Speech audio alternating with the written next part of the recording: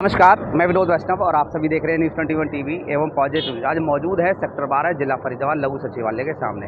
यहाँ पर आप देखेंगे कि कुछ स्टाफ है जो धरने और प्रदर्शन पर बैठा हुआ है लगातार। क्या वजह है, उनके प्रधान हमारे साथ हैं, उनसे जानते हैं। जी, अपने परिचय के साथ। मेरा नाम सूर्य प्रताप है। मैं डिस्ट्रिक्ट प्रेसिडेंट हूँ clerical association welfare society Faridabad से। और यहाँ पे हमारा आज 36वां दिन है। 5 जुलाई 2023 से हम लगातार धरने पे बैठे हुए हैं। कुछ साथी हमारे हंगर स्ट्राइक पे भी बैठे हुए हैं।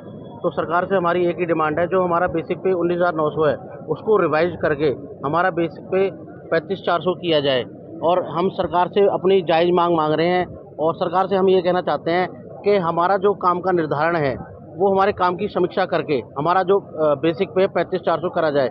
अगर इससे ज़्यादा बनता है तो ज़्यादा करा जाए, अगर इससे कम बनता है तो इससे कम करा जाए। प्रधान जी, एक सवाल है। देखिए, जो जनता दुखी हो रही है आप लोगों की वजह से, वो आपके ही भाई बहन है ना, जो जनता हो रही है, तो ऐसा कोई रास्ता नहीं निकल सकता कि कुछ घंटे काम कर ले जा रहे, कुछ घंटे हड़ताल पर रहें? ऐसा है, हमने कोई नए हड़ताल पर नहीं बैठे। हम सरकार को पिछले 3 साल से अल्टीमेटम दे रहे हैं। बार बार डीसी के माध्यम से, बार बार मंत्री के माध्यम से हमने सरकार को अपना ज्ञापन सौंपा है। 18 जून 2023 को हमने करनाल में रैली भी करी। वहाँ पे जो अपने मेयर हैं मंजू बाला जी, उन्होंने हमें मुख्यमंत्री साहब से मिलाने का आश्वासन भी दिया। पर 4 जुलाई तक कोई भी हमें ना किसी मंत्री से ना किसी मुख्यमंत्री से ये हड़ताल अनिश्चितकाल है। जब तक हमारा बेसिक पे 35,400 रिवाइज नहीं किया जाता, जब तक हम पीछे हटने वाले नहीं हैं। संख्या है आपके पास कि कितने लोग लगातार बैठे हुए हैं? 450 से ऊपर साथी डेली बैठते हैं यहाँ पे। जिला फरीदाबाद? बिल्कुल। और जो साथी अदर डिस्ट्रिक्ट के वो अपनी डिस्ट्रिक्ट में बैठ रहे हैं। यहाँ से हर प्रदेश में जिला स्तर पर जिला स्तर पे 22 जिलों के 22 डिस्ट्रिक्ट ऑफिस पे ये धरना चालू है। तो आप लोग मतलब कि डीसी रेट पे लगे हुए हैं, एमएसएमई के माध्यम से लगे हैं क्या? सरकारी हम सारे कंफर्म एम्प्लॉयज़ हैं। हाँ जी, बिल्कुल कंफर्म एम्प्लॉयज़ हैं।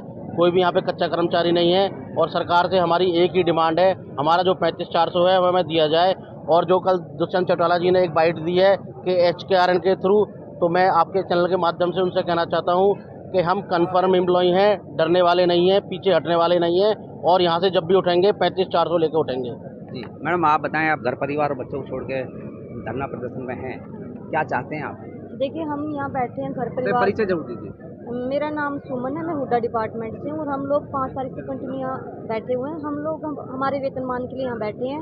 जो हमारा वेतनमान है 19,900 और हम इसके अलावा हमारे 35,400 की मांग करते हैं हम अपने वेतन की, तो हम उसी के लिए यहाँ बैठे हैं। तो जब आप लोगों को लगाया गया था 35,400 बता के लगाया गया था आप लोगों को? देखिए, लगाया जब गया था ठीक है, उसमें जो होता है ठीक है, लेकिन जो हम काम करते हैं उसमें हमें ना काम नहीं बताया जाता। उसमें काम हमें ये पता चला कि हमें क्या करना है बाद में काम। जब हम काम का पता चला हम काम जब आपको नौकरी पर लगाया गया तो आपको पता नहीं था कि आपसे क्या काम दिया जाएगा?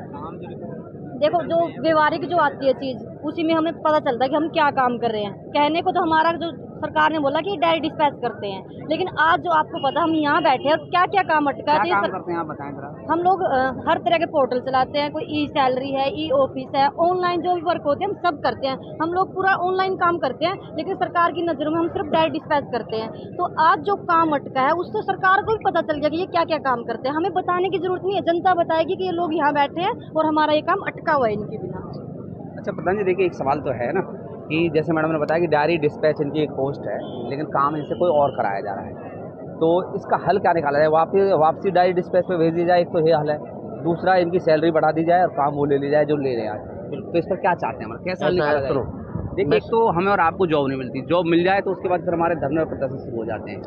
मैं आपके इस चैनल के माध्यम से सरकार से कहना चाहता हूँ, जब हमारी एडवर्टीजमेंट निकलती है तो उस पर क्वालिफिकेशन होती है 12th first division with BA या BCom जो भी है, ठीक है। तो आप ये कहना चाह रहे हो कि भाई डायरी डिस्पैच, अगर सरकार हमसे डायरी डिस्पैच करा रही होती तो ये इतनी सारी रजिस्टर रुक जाती, इतने सारे पहचान पत्र, तुम्हारे सारे दुनिया भर की फैमिली IDs हैं, भी है, सारा सब कुछ ऑनलाइन है। तो उसका मतलब आप भी समझते सारे पोर्टल हम लोग चला रहे हैं। और एक हमारे पास चीफ सेक्रेटरी साहब की अभी RTI से हमने जवाब ले रखा है, उसमें चीफ सेक्रेटरी साहब ने क्लियर लिख रखा है एक SCTC पास करना होता है जो समकक्ष होता है BTech MTech के बराबर। तो भाई जी, मैं आपसे पूछना चाहता हूँ, जब आप एक मास्टर डिग्री को आप डायरेक्ट डिस्पैच कह रहे हो और सारे पोर्टल हमसे चलवा रहे हो, तो किस हिसाब से हमें 19,900 दे रहे हो? मैं आपके चैनल माध्यम से ये कहना चाहता हूँ, जो हमारी कार्य की समीक्षा, सुप्रीम कोर्ट के ऑर्डर हैं समान काम समान वेतन, उस कार्य समीक्षा के आधार पे हमारा वेतनमान निर्धारित करो, उसके बाद 35,400 दो। और आपने अभी एक क्वेश्चन किया था कि आपकी जॉब जब लगती है तो आपको पता नहीं होता।